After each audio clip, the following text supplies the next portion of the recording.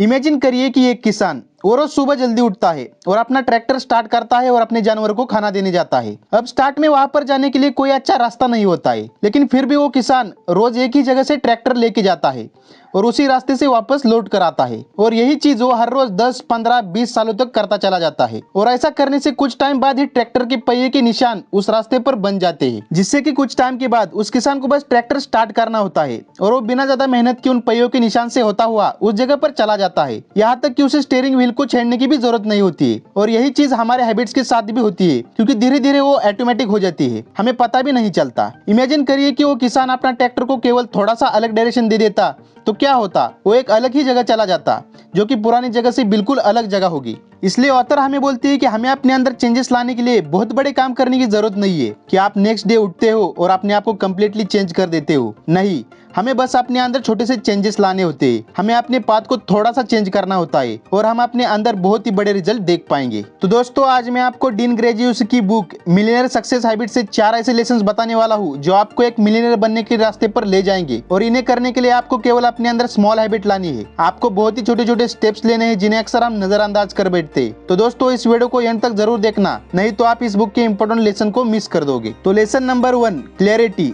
आपको ऐसा बहुत बार फील होता होगा कि आपके अंदर बहुत सारा पोटेंशियल है और आप बहुत ही ज्यादा मेहनत कर रहे हो, बट उसके बावजूद भी आपको जो रिजल्ट चाहते हो वो रिजल्ट आपको मिल नहीं रहे। आप अपने गोल्स को अचीव नहीं कर पाते हो। और ये उसी तरह है जैसे कि आपके पास दुनिया की सबसे तेज कार है जो कि बहुत ही स्पीड से चल रही है, बट प्रॉब्लम ये है कि आपको पता ही नहीं कि आपको जाना कहाँ पर है। स्पेशली आज के इस डिजिटल एज में हम इतने बिजी है जितने कि हम कभी नहीं थे, क्योंकि इंटरनेट कभी सोता नहीं है। हम आज के टाइम में बहुत स्पीड से आगे बढ़ते जा रहे हैं और हमें अपने डेस्टिनेशन का ही पता नहीं है। इसलिए बिना मतलब हर डायरेक्शन में अपनी एनर्जी लगाने से पहले हमें फिगर आउट करना होगा कि हम अभी कहाँ पर है और हमें जाना कहाँ है, क्योंकि हम बिना डेस्टिनेशन के कहीं भी नहीं पहुंच पाएंगे। इसलिए आप अपने आप से सवाल पूछो कि आप कहाँ पर हो। आई मीन फिजिकली नहीं, बल्कि लाइफ में आप कहाँ स्टैंड करते हो, आपकी फाइनेंशियल सिचुएशन क्या है। हो सकता है कि आपको फील हो रहा होगा कि आपके अंदर बहुत पोटेंशियल है, बट आपको कैसे एग्जीक्यूट करना है वो आपको पता नहीं है। अब आप जीपीएस के बारे में सोचो, ये कितना यूजफुल है। आप बस उसमें डेस्टिनेशन डालते हो और उस रास्ते पर चलते चलते वहां पर पहुंच जाते हो। उसी तरह आपको अपनी लाइफ में भी जीपीएस में एक डेस्टिनेशन डालनी होगी कि आपके गोल्स क्या है, आप क्या क्या अचीव करना चाहते हैं। और इस बुक के ऑथर हमें अपने डेस्टिनेशन को फाइंड करने का बहुत ही अच्छा तरीका बताते हैं। ऑथर बोलते हैं कि आपको इमेजिन करना है कि आज से ठीक 1 साल बाद आप कहाँ पर होगे। तब आप पीछे मुड़कर देखोगे कि लास्ट ईयर आपका कैसा गया, कि क्या आपने वो सब अचीव किया जो आप चाहते थे। आप देखोगे कि क्या आपने अपने बिजनेस में प्रोग्रेस की, आपने कितना पैसा कमाया लास्ट 1 साल में, आपकी रिलेशनशिप, आपकी लाइफस्टाइल कैसी रही। तो फिर ऐसी कौन सी स्किल है जो आपके पास 1 साल पहले नहीं थी। तो ये सब जब आप कंपेयर करोगे तो आप अपने माइंड में एक पिक्चर क्रिएट करोगे कि क्या आप अपनी लाइफ में क्या चाहते हो। आपको एक क्लियरिटी मिलेगी कि आपको किस तरह फ्यूचर में आगे बढ़ना है। अब आता है lesson number 2, finding your why. हम सबको पता है कि अगर हमें फिट रहना है तो हमें एक्सरसाइज करनी होगी और हेल्दी फूड खाना होगा, बट हम में से कितने लोग इसे फॉलो करते हैं। आपको पता चल गया है कि आपकी डेस्टिनेशन क्या है और आपको जाना कैसे है।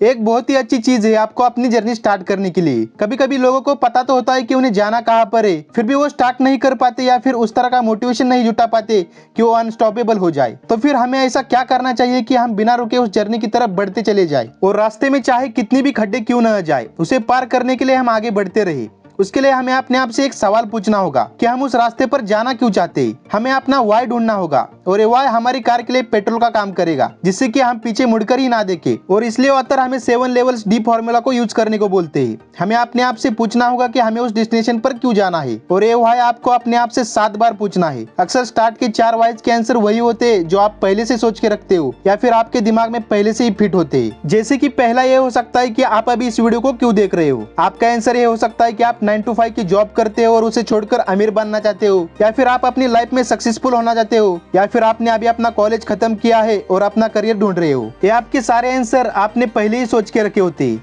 बट आप जब छठे और 7वें वाई पर जाओगे तो आप तब दिमाग से नहीं अपने दिल से सोचोगे और एक्चुअल में वही आपके राइट आंसर होंगे, जिसके बारे में आपने कभी डीप लेवल में जाके सोचा भी नहीं होगा। इसलिए ऑथर हमें एक्सरसाइज करने को बोलते हैं कि जब हम अपनी लाइफ में बड़ा डिसीजन लेने वाले होते हैं या फिर हमें कोई गोल अचीव करना होता है, जैसे कि आपका गोल हो सकता है कि कोई एग्जाम क्रैक करना, तो आपको अपने आप से 7 बार ये सवाल पूछना है कि क्यों आप उस एग्जाम को क्लियर करना चाहते हो। तब आपको डिफरेंट आंसर मिलेंगे और आप तब जान पाओगे कि आप अपनी लाइफ में चाहते क्या हो। अब आता है third principal, kill the villain and awaken the hero. इस बुक में एक स्टोरी है जहाँ पर एक वुमेन अपने ग्रैंडसन को एक स्टोरी सुनाती है। वो अपने ग्रैंडसन को बोलती है कि हमारे अंदर दो भेड़िए होते हैं। पहला भेड़िया जेलस होता है, नेगेटिव फीलिंग से भरा हुआ होता है और बहुत ही बुरा होता है, जो कि एक विलन की तरह होता है। और दूसरा भेड़िया जो कि एम्बिशन से भरा हुआ होता है, पावरफुल होता है और पॉजिटिविटी से भरा हुआ होता है। उसे पता है कि वो सब कुछ अचीव कर सकता है, जो कि एक हीरो की तरह होता है। उनका ग्रैंडसन पूछता है कि एंड में कौन सा भेड़िया जीतता है, तो वुमेन उनसे बोलती है कि the one you feed,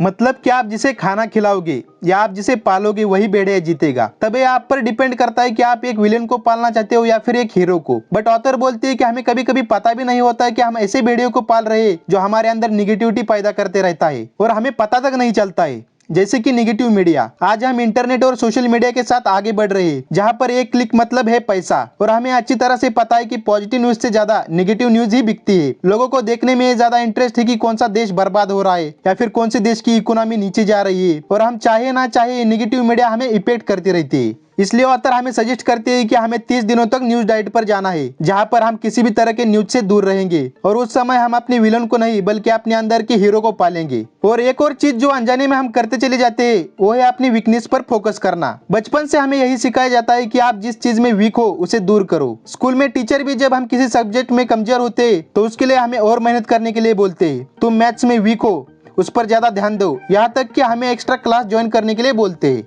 but इस बुक में ऑथर इसका बिल्कुल ऑपोजिट करने को बोलते हैं। वो बोलते हैं कि हमें अपनी वीकनेस पर नहीं बल्कि अपनी स्ट्रेंथ पर ध्यान देना है। हो सकता है कि तुम मैथ्स में वीक हो सकते हो बट किसी दूसरे सब्जेक्ट में स्ट्रांग हो सकते हो। हमें अपनी स्ट्रेंथ पर काम करना होगा और उसी स्ट्रेंथ को और स्ट्रांग बनाना है। आपको वही चीज करनी है जिसमें आप अच्छे हो, ना कि दुनिया जो चाहती है वो। Principle number 4, the power of your story. हम सभी की कोई ना कोई स्टोरी जरूर होती है। क्यों हम अपने गोल्स को अचीव कर नहीं पा रहे और क्या हम अपने गोल्स को अचीव कर सकते हैं या नहीं। ऐसा इसलिए होता है क्योंकि हम सबकी लाइफ अलग अलग होती है और हम अलग अलग सिचुएशन से होकर निकलते हैं और हमारे एक्सपीरियंसेस भी अलग अलग होते हैं। और इन सब की वजह से हम अपने ऊपर एक लिमिट लगा देते हैं कि हम क्या कर सकते हैं और क्या नहीं कर सकते। हम अपने ट्रू पोटेंशियल को देख ही नहीं पाते। इसलिए ऑथर हमें बोलती है कि हम अपनी स्टोरी को चेंज कर सकते हैं अगर हम अपने देखने का नजरिया चेंज कर दे तो। ऑथर अपना खुद का एग्जाम्पल देते हुए बताते हैं कि बचपन में उन्हें डिस्लेक्सिया था, जिसके कारण वो ढंग से रीड नहीं कर पाते थे और लोग उन्हें डम बोलते थे। और काफी टाइम से ऑथर अपने आप को इसी तरह देखने लग गए थे और बिल्कुल भी कॉन्फिडेंट नहीं थे। बट फिर उन्होंने अपने अंदर के हीरो को पहचाना। उन्होंने रियलाइज किया कि वो रीडिंग में तो अच्छे नहीं है बट वो चीजों को देखकर और सुनकर बहुत जल्दी सीख जाते हैं। जिसके बाद उन्होंने काफी कुछ सीखा, बस अपने आप का नजरिया चेंज करके। इसलिए हमें अपने आप को देखना होगा, हमें अपनी स्टोरी की पॉजिटिव साइड देखनी होगी, ना कि निगेटिव। अब ये आप पर डिपेंड करता है कि क्या आप अपने विलेन को पालना चाहते हो या फिर अपने हीरो को।